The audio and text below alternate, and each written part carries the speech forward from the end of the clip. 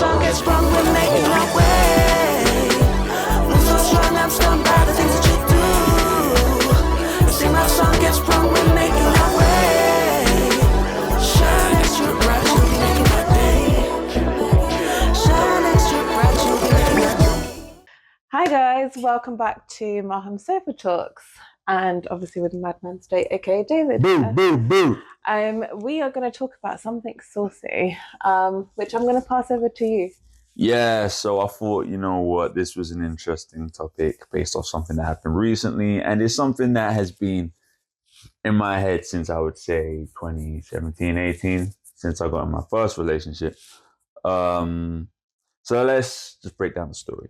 I was on a shoot, right, I got a job on Mandy.com. And I turn up to the shoot. Basically, the shoot is they want us to drink cocktails to promote a new cocktail brand. And they want us to do some like guessing games. So you wear like the names of the person on your head and you have to guess. You got like 5 minutes or so to guess who you are. So I get there and I notice the person who is organizing the shoot is only a one-man team. He strikes me as a homosexual individual. No problem with that. I don't have a problem with homosexual people, for the record. So it's fine, cool. As we're setting up, we're waiting for the other person to come, who is a female. She's a bit late. She gets there, and then I realize it's someone I know from the acting world. Cool, whatever. As we're getting into it, we start playing the guessing games, right? And then it was such a weird interaction. Bear with me, people. So I have a name on my head who I don't know who it is. They start giving me the time to start guessing. I start breaking it down. I'm like, oh, okay, what do they do? Are they a real person? Are they a character? What industry are they in? Blah, blah, blah. And then I get the clues that they are black. They were prominent in the 90s. They're a comedian. That they work in that kind of set.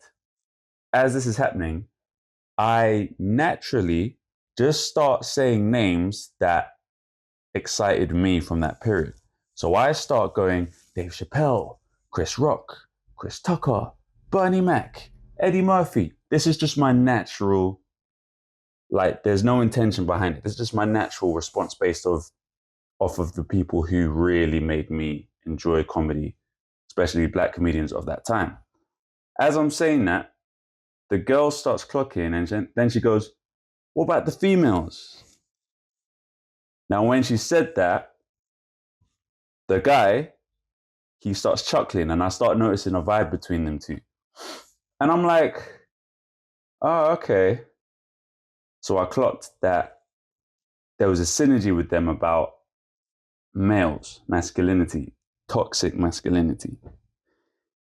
As the shoot went on, since that moment, I started clocking they became more suggestive with the topic of alpha males and toxic masculinity. And then I'm starting to feel a little bit eerie of the interaction because I'm like, it felt like they were trying to pin me down now as a toxic male because of that one instance. And then they went on to kind of suggest other things. I start kind of asserting myself as an alpha male because now I'm starting to feel a little bit judged. Because when people run away with the narrative that based on that interaction, I could be a toxic male, just because I don't name any female comedians of the time, just so you're aware as well, the name on my head was Whoopi Goldberg. Listen, Whoopi Goldberg's a legend, but for me personally, apart from Sister Act, I know she was in Ghost. I watched Ghost once when I was 5. Whoopi Goldberg's not had that much of an impact on me personally. She's a legend. I'm not taking that away from her. But if you tell me black from the 90s, comedian, I'm just going to go off of my gut. There's no intention behind the names I'm saying. Yes, they're all male. It's interesting that's the case, but I assure you there's no intention behind it. So it just raised a lot of interesting vibes. So I want to get to the open conversation bit, but I just want to round up the interaction. So as the day went on, I started noticing them talking about alpha and sigmas and all this stuff. And then we get to some other challenges that the person wanted to film as part of the content, which was TikTok challenges. So he showed us one thing he wants to do where the voiceover was, it said in text, how I feel when a man is telling me how to do my job. And in the background, the footage was a woman just sitting there like, as a man's talking over her. He wanted me to play this alpha male, toxic alpha male, talking down on the woman. And the woman was like, ah. And as that whole shoot just went on, I just started thinking in my head, like, this notion of toxic masculinity, I get it. It exists. But I feel worried for society because I feel we're jumping to an extreme of just dubbing any alpha male, any male who exhibits alpha male energy as all bad. That is not the case. If the individual is bad or has bad morals based on whatever, like women and stuff, that's an individual. Not everyone is Andrew Tate. Not everyone who exhibits male masculinity features is a toxic male. They might love their mom. They might love their sister. They might be the sweetest person to women behind closed doors. But because you see these traits, you instantly put them in that bracket of, oh, he's another Andrew Tate. He's a toxic male. People, please don't do that, because you are actually at a disservice of yourself of just genuinely be open to meet nice men. They might be a bit alpha male. They might have those traits. It doesn't make them bad. It does not make them bad. And I feel with cancel culture, with the recent stuff to do with like in society of like the LGBT community and all this stuff and toxic femininity, in my opinion, because like feminism is okay. Where it stemmed from is okay. Like equal rights for women, of course. But where it is going, to quote Jordan Peterson, I'm a little worried that it's just demonizing men. Yes, there are some messed up men out there. We know this. Like, there's no hiding that. But we can't just establish all alpha males as in the same bracket. That's dangerous. It starts to kind of border on fascism, like just dubbing everyone who seems a certain way that way. That's discrimination. That's a serious issue. So this podcast today, which is more kind of spearheaded by me, is to break down this concept of toxic masculinity and understand that who does it really apply to? And we, in my opinion, we need to be way more, like we need to screen ourselves way more before we just dub everyone else as that. Because based on that interaction, it showed me, I was like, okay, so these people in the shoot think I'm a toxic male. And I thought, let me show them like who I really am as a toxic male. We had a little discussion about that afterwards, and I showed them I'm, in my opinion, from what I thought, I was quite a reasonable person, despite them thinking because I didn't name some female comedians or whatever that I was a toxic male. So, you know, I choose to have a constructive approach and show someone, oh, okay, yes, I exhibit alpha male qualities, but does that mean you just don't want to get to know me? Like, full stop. You're just going to go away with your assessment and that's it. So we can touch on that story a bit more, but I think I'll open it to you, Maham, and your opinion on it all, and we can just go back and forth on it a little bit. Okay. I think what worries me recently is the love for Andrew Tate. I'm just bringing him into this for a second because I saw it recently. That's a bit worrying. I'm not saying, again, I don't know him on a personal level. It's just based on his outbursts of stuff, which I just don't find right. And whoever wants to come at me for that, they can. But I don't like him. As simple as that. However, in terms of toxic masculinity, I feel like just because someone's an alpha male doesn't mean they're toxic. And like, I don't know, maybe based on my kind of upbringing in our household, the man is the man of the house, basically, right? He's the kind of chief of the house. That doesn't mean that it's toxic masculinity and whatever he says goes. Mm-hmm. Like, my dad wasn't like that at all. Like, if anyone knows my dad, he was like the sweetest soul. So just because we've given him that title of the man of the house, and because he's quite alpha male, does not make him toxic. And it's the same in our household. Like, there's going to be people that are like sat there going, she just doesn't even talk, he doesn't let her talk and blah, blah. But behind closed doors, it's a very different thing. And I think this is the point. Like, I can give you an example. I can actually give them an example. When we were on a night out. We were back in a cab, in the back of a cab, and it was I'd like to say it was a Turkish driver. Oh, I remember, yeah. And that is toxic masculinity, which I'll come on to. Yeah. So the fact that he didn't want to acknowledge that I was a woman sat behind and that I can have a conversation with a man was crazy. So he started talking, and I just happened to respond to him. And I think I was trying to engage in the conversation that he started, and he completely dismissed me until you spoke. When you spoke, he continued the conversation, but every time I spoke, I was just dismissed. He didn't acknowledge you or your opinion. Yeah. And then what you did was you kind of said, "Oh, well, she just said that." So, in my opinion, if someone classes you as toxic masculine, I'm like, no, because that's not what I see, and it's not what I get at home.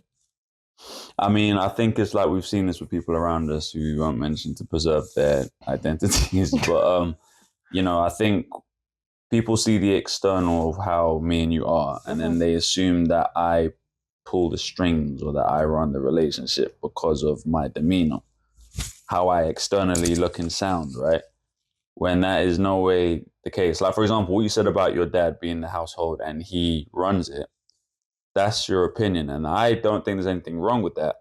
But if you were to ask me, I think a husband and a wife or partners, whatever, are equal in the household. So it shows that already she has a different view on that, and I have a different view. I think they're actually equal. You think the man runs it. Yeah. But these people on the outside will look at us and be like, oh, David or State is the one who's definitely pushing things along, and he's got Maham'S wrapped around his finger or whatever. And I think I said this to you the other day that yeah, basically they literally think I'm running rings around him all day and every day, but whatever.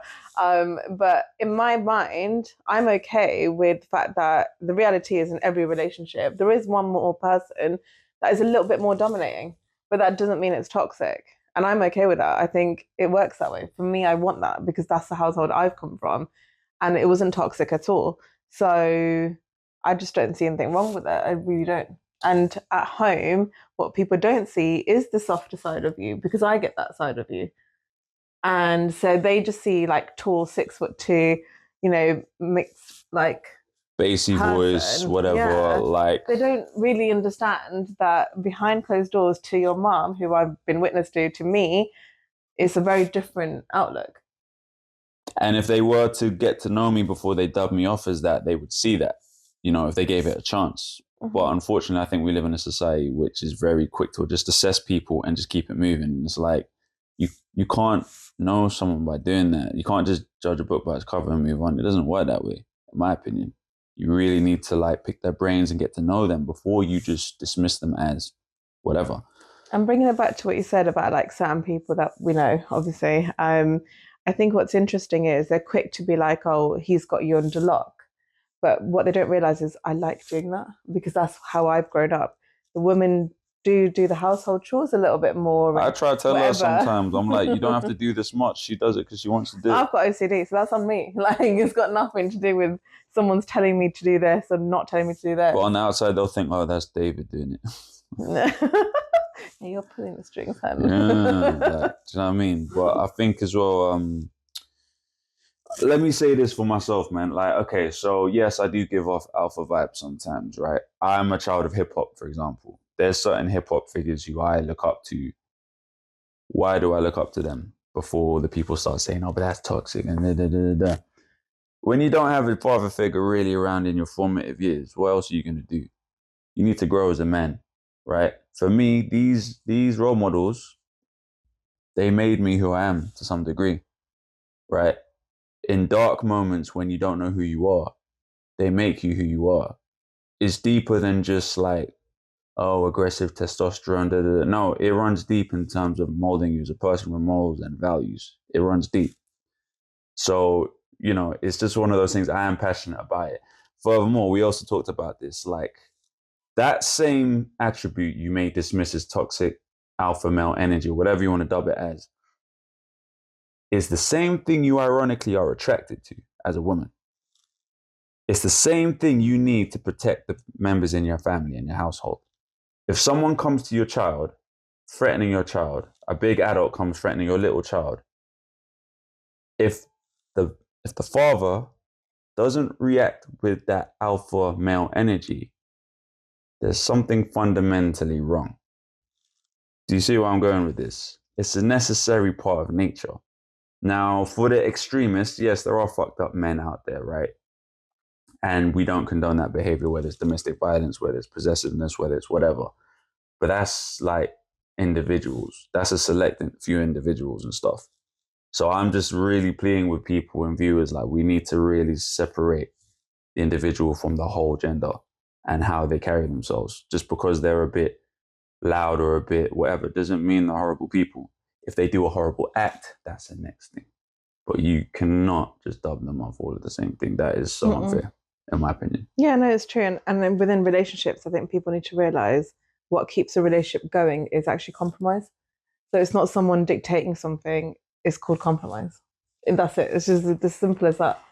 And it's based on personality. If someone likes doing something for someone, that's the person they are. Like, one of my life kind of morals is helping people, whether that's my husband, whether that's like, you know, someone on the street, it's the same thing. So if you're going to dub that as, oh, State or David is like controlling you, then do one.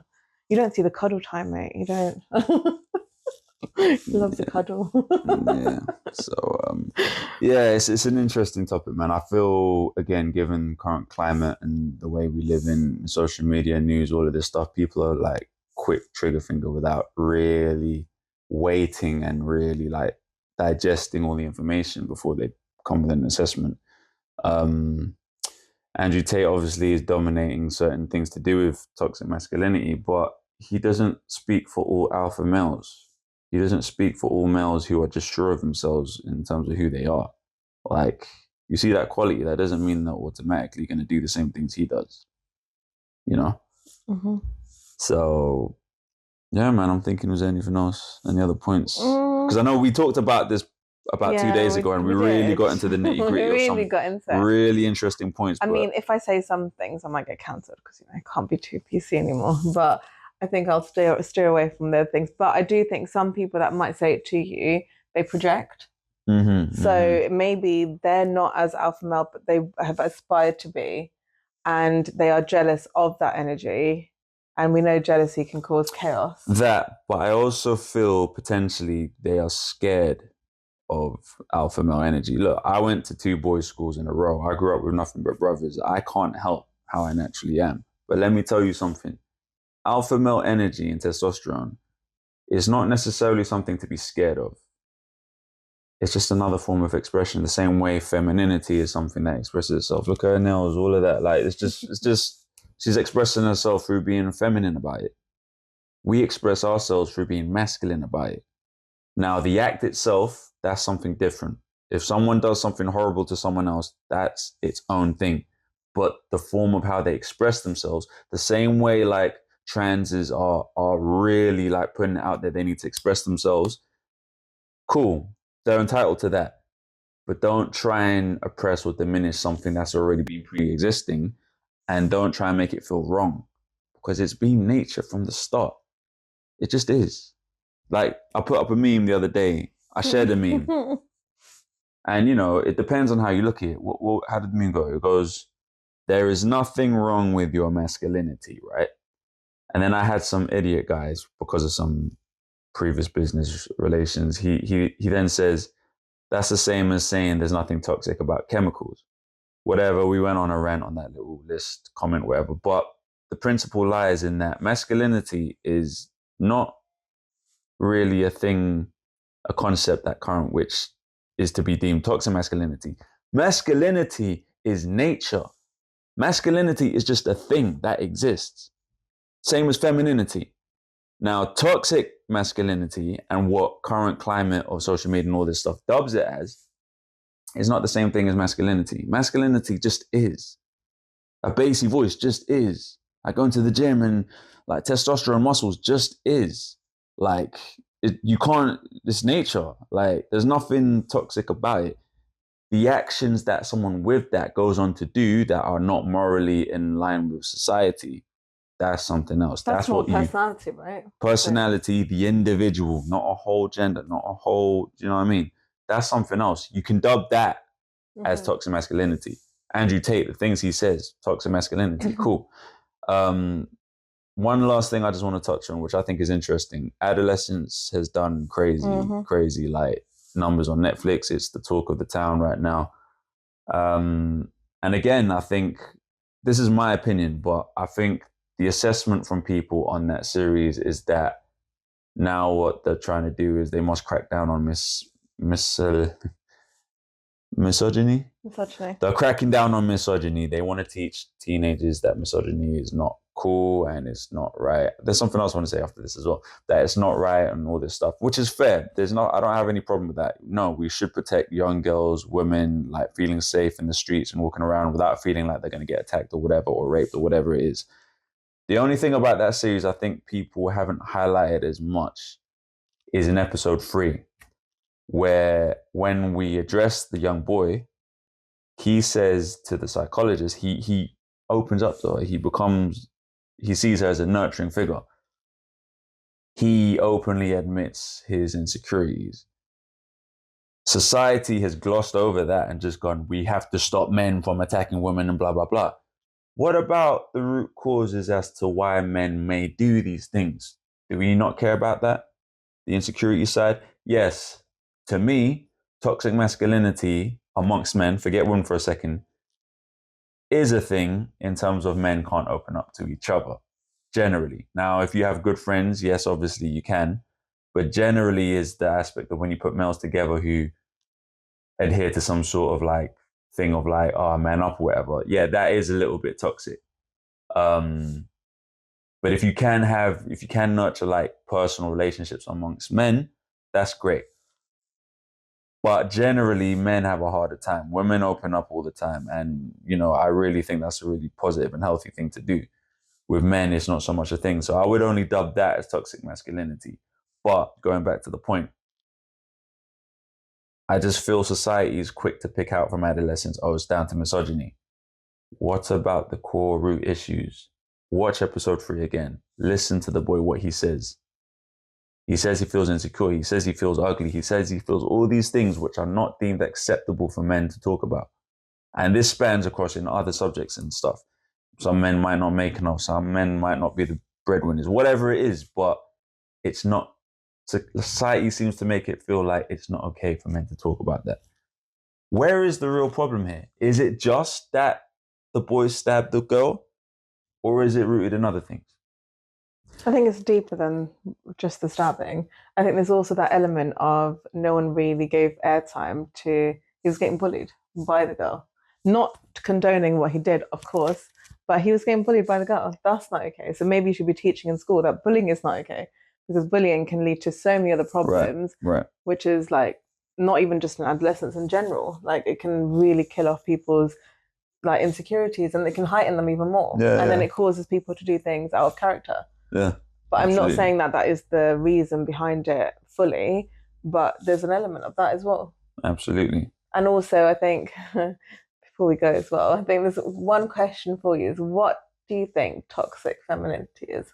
We can do another podcast. That's a whole nother podcast, because I've experienced that. But what do I think it is? Destiny Child. Yeah. Look, I know you Beyonce like stans are gonna jump on this and whatever, but I don't feel real stuff. Like, we have a laugh about it, but when it comes down to the truth, I think stuff like that programs women to feel men are just automatically bad and they just need to get what they need from them, whether it's a baby or money or whatever. And I just think it can be a contributing. If you think that men are to blame for the ills of relationships or whatever, you also have to look at those things in terms of, do you go into a relationship one-sided and armed with a bag of like trauma, and how much does that have to play as well? Does that add to the formula of the failure of the relationship? I think it does. Why does it also add as well? Musically, for example, and it's fine, I'm used to it. I always get blasted for sometimes some of the things I say in some of my raps and freestyles, right? I've listened to loads of rappers who do that. But again, like, if I say the B word, if I paint a hilarious sexual scene via a rap or whatever, if you take offense to it, I just feel there's not much I can help you with. Why? Because if you are clued up enough, not just going off of what a man says and then come to your assessment, if you look into the music, you go listen to Lil Kim, you go listen to Foxy Brown, whoever. Now that's my era. I don't know. Nowadays, Cardi B and Nicki Minaj and Megan Thee Stallion, all of them as well, cool. I'm not as clued up. But what I'm saying is, from the era I got inspired by, you have the men talking their quote unquote misogynistic lyrics and all that stuff. But you had the counterparts. You had Missy Elliott. You had Lil Kim. You had Foxy Brown. They also painted hilarious sexual scenes, which I, as a male listener, would listen to and be like, that's funny. Mm. But the females who listen to our versions of that, oh my God, you hate women in the pitchforks. Ah. So do you see what I'm saying? There has to be some sort of balance, because media and entertainment just is what it is. Not all of it is weighted with an intention. I think that's what it is. It's just realizing that it's not. It's just lyrics sometimes. Sometimes it's just hilarious stuff. It's comedy. Yeah. It's comedy. I just think nowadays you Like- can't do anything right. No. That's unfortunately the truth. No. The generation we come from, is probably showing our age, was slightly different, and it was a bit more open to. Now you say one thing, I'm probably going to get cussed for saying Andrew Tate is shit. Like, you just can't say anything without getting jumped on. Yeah. But I think before we wrap up, one thing I'm going to say, this man here, he might be like the 6'2" hunk of a man with a bassy voice, but he is not someone who controls me. He actually tells me to go out and do my thing and actually be a better person. I have been with someone in the past who has tried to control me, and it's not that at all. And I think people need to stop coming for that narrative. Yeah. I really do. I just think we need to really be self-aware of our opinions and assessments before we jump to conclusions. I think we really need to. There's no shame in just being patient with things. Just stop being trigger finger happy, in my opinion, because you may actually be hurting people by doing it. You may actually be making society worse by doing that. Mm-hmm. If you can identify an individual and the act that they have taken as being immoral, cool. But before they have even gotten to that point, give them a chance. Give them a chance. Yeah, it's kind of like not judging a book by its cover, right? Absolutely. But I guess that was that. We might have to do another one on feminism. Yeah, we may have to visit that. That's a techie one. I might even do one. I've been talking about this for a while on adoption. I think you might want to hear that one. But yeah, we'll be back. It's been a long time, but I've enjoyed this. Thank you. We'll come back when it's right, definitely, man. Yeah. All right. See you later, guys. Peace.